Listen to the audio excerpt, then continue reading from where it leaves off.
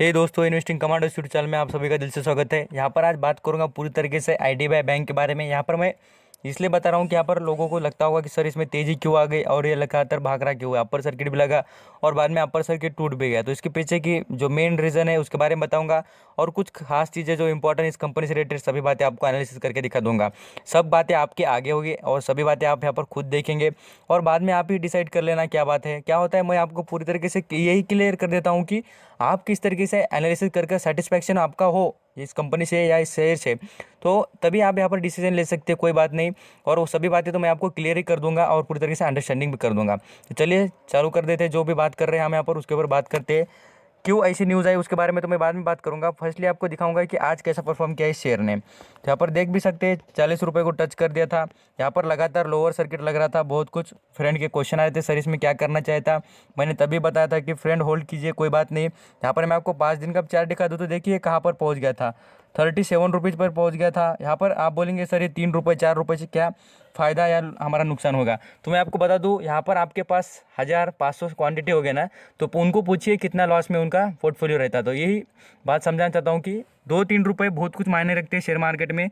यहाँ पर जितनी क्वांटिटी बड़ी रहती है उतनी ही बेनिफिट होता है। यहाँ पर आप देख लीजिए कैसा लोअर सर्किट लगता हुआ दिख रहा था और यहाँ पर पहले तो शेयर ने पूरी तरीके से रिकॉर्ड भी तोड़ दिया था। 53 रुपीज़ पर चलने वाला अभी 40 रुपये 41 रुपये पर आज उन्होंने यहाँ पर जो अपर सर्किट लग गया था। यहाँ पर आपको दिखा भी दो, आज का डे का चार्ट पैटर्न है। अपर सर्किट कुछ घंटों के लिए लग गया था, बाद में से टूट भी गया है आखिरी को। तो यहाँ पर एक ऐसी क्या खास न्यूज़ है जो इतना इस शेयर को तेज़ कर दिया। यहाँ पर 38 रुपये से 40, और यहाँ पर बात करें तो लगभग मैं बात करूँ 41 रुपये या 42 के आसपास लेकर चले गया। तो उसके बारे में मैं अभी आगे बात करूंगा, बट यहाँ पर इस कंपनी के रिलेटेड कुछ खास बातें देख लेते हैं। यहाँ पर जो मैं आपको 5 साल का चार्ट पैटर्न इसलिए दिखाना चाहूँगा कि इस कंपनी की जो एक्चुअल जो अभी की ग्रोथ है वो दिखाना चाहूँगा, आपको रिटर्न कैसा मिल रहा है। यहाँ पर सभी कुछ मुझे नहीं लगता कि कोई इस कंपनी में आया होगा। मैंने इस कंपनी के बारे में पहले बता चुका हूँ कि इसमें ज़्यादा टाइम के लिए रहना चाहते हैं तो बहुत कुछ लॉन्ग टर्म के लिए सोचिए तब रहिए, और ज़्यादातर आप यहाँ पर 5 साल के अंदर सोचना चाहते हैं तो इसमें कंपनी में रहने की ज़रूरत नहीं, आई थिंक सो। क्योंकि यहाँ पर आप 5 साल का चार्ट खुद ही देख लेना और यहाँ पर खुद ही अंडरस्टैंडिंग कर लेना। यहाँ पर मैं आपको बता दूं कि 5 साल की बात नहीं, मैं आपको मैक्सिमम चार्ट दिखा दूँ, देखिए कितनी वर्टेलिटी है। यहाँ पर फिर आप घबरा जाएंगे और बाद में मुझे पूछेंगे कि सर इसमें क्या करना चाहिए। मैं इसलिए कहूँगा कि इतनी वर्टेलिटी से अच्छा आप यहाँ पर दूसरे कोई आपको बैंक सेक्टर अच्छा लगता होगा तो आप दूसरे को सेलेक्ट कर सकते हैं, नो डाउट। बट यहाँ पर खुद अंडरस्टैंडिंग कीजिए। मैं आपको अभी कुछ आगे चीज़ें दिखाऊंगा इस कंपनी के बारे में, तो तब आपको पता चल जाए। तो यहाँ पर आ जाते हैं, जो इस कंपनी के बारे में कुछ बातें करना चाहूँगा वो है खास करके यहाँ पर देखिए जो मनी कंट्रोल की वेबसाइट है उसके ऊपर कुछ डाटा दिखाना चाहूँगा। यहाँ पर आप देख भी सकते हैं और समझ सकते हैं कि कंपनी में स्ट्रेंथ की बात और अच्छी बात क्या है मैं बता दूँ। यहाँ पर देख लीजिए, growth in the net profit with increasing profit margin. जो कंपनी का ईयर ऑन ईयर जिसका ग्रोथ मार्जिन है वो बढ़ता हुआ दिख रहा है। यहाँ पर वीकनेस की बात करें, मैं आपको वीकनेस भी दिखाता हूँ। रेड फ्लैग मीन्स यहाँ पर इसमें रेड फ्लैग क्या है इस कंपनी में, तो ये जो कंपनी का high interest payments compare to earning, जो ये सबसे रेड फ्लैग की बात यही होती है। मैं आपको बोलता हूँ ना, ASM लिस्ट जो लिस्ट होते हैं उसमें लगने का कोशिश में रहती है कंपनी, तो उसमें ऐसा होता है कोई शेयर डायरेक्टली कभी बहुत ही ऊपर जाता है कभी नीचे आ जाता है। तो वो लिस्ट में यहाँ पर जो लोग भगाने की और इसको नीचे लाने की कोशिश करते हैं, ऐसे लिस्ट में आने की इसमें अभी थोड़ी सी बात दिख रही है। आगे से मैं और एक बात करूँ मैं आपको, अपॉर्चुनिटी पॉजिटिव ब्रेकआउट। यहाँ पर थर्ड जो इसके कंपनी का जो पॉजिटिव ब्रेकआउट दिख रहा है तो उसके बारे में आप यहाँ पर नज़र रखिए। पॉजिटिव और अपॉर्चुनिटी की बात ये इसके में इस कंपनी में, और increasing in the NPA is a recent result. तो NPA जो होता है बैंक सेक्टर के लिए बहुत कुछ इंपॉर्टेंट होता है, आई थिंक सो आपको पता भी हो, और यहाँ पर नहीं पता हो तो मैं आपको कभी बाद में बता भी दूंगा।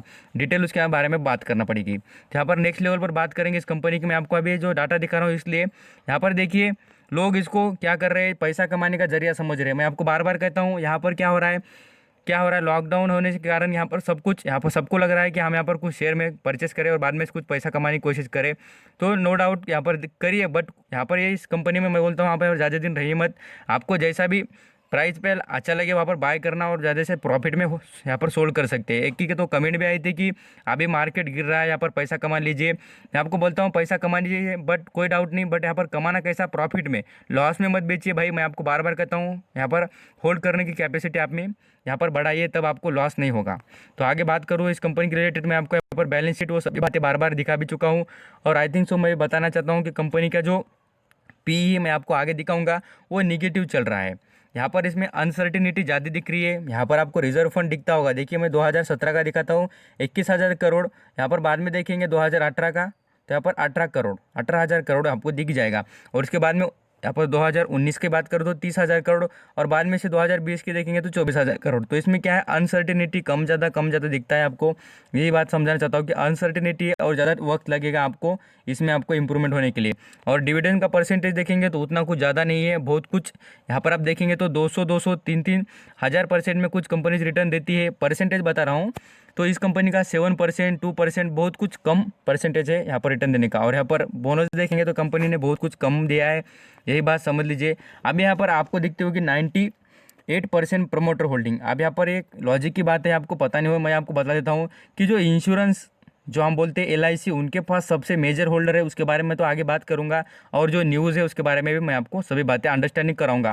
यहाँ पर क्या होता है, आप बोलेंगे सर ये सभी बातें आप पहले से दिखाते हैं, अभी भी क्यों दिखा रहे हैं। क्या होता है, कोई वीडियो देखता नहीं है तो उसको अंडरस्टैंडिंग हो जानी चाहिए कि भाई ये क्या बातें होती है कंपनी से रिलेटेड सभी बातें। तो नेक्स्ट लेवल पर बात करूँगा इस कंपनी की।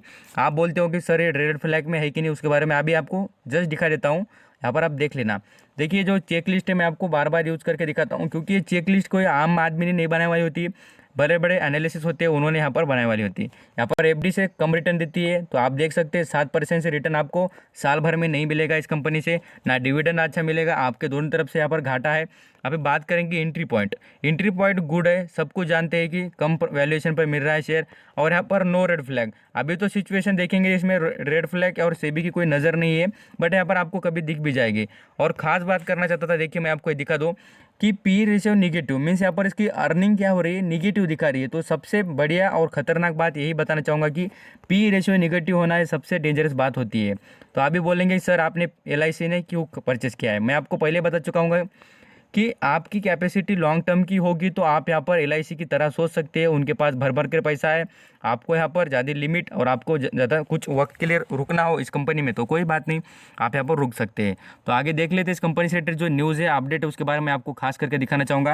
यहाँ पर आप देख सकते हैं बिजनेस लाइन, ये जो न्यूज़ का जो आर्टिकल है उसके बारे में बताऊंगा। और ये आर्टिकल को ऐसा कोई बहुत कुछ पुराना नहीं लेके आया, मैं यहाँ पर दिखा भी देता हूँ तारीख और जो आपकी डेट है अभी की, देख लीजिए 15 जुलाई आज की बात कर रहा हूँ 2020। देखिए IDBI bank plan to raise 11,000 crore capital, तो यहाँ पर 11,000 करोड़ का कैपिटल रेज करने का प्लान कर रही है। क्या यहाँ पर प्लान कर रही है, ये रिपीट करना चाहूँगा, क्योंकि यहाँ पर क्या होता है लोग यहाँ पर खुशी में आ जाते हैं कि अभी शेयर भागेगा और हम खरीदेंगे, बट मैं आपको बता दूँ कब भागेगा उसके बारे में बताऊँगा। अब यहाँ पर आ जाते हैं नेक्स्ट लेवल पर। यहाँ पर देखिए IDBI bank is planning to the raise 11,000 crore to equity capital to the enable it is strength in the capital adequacy, यहाँ पर आपको दिख जाएगा।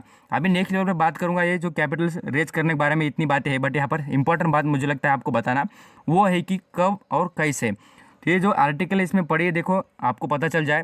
The bank will be the saying share holders approval, क्या सबसे इंपॉर्टेंट बात देखिए, अप्रूवल मिलना चाहिए किससे, अभी शेयर होल्डर।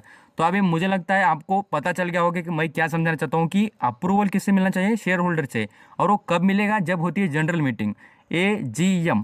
क्या होता है AGM, general meeting, annual general meeting जब होती है ना तब आपको पता चल जाए। वो कब होने वाली है, 17 अगस्त को, तो अगले महीने की बात है।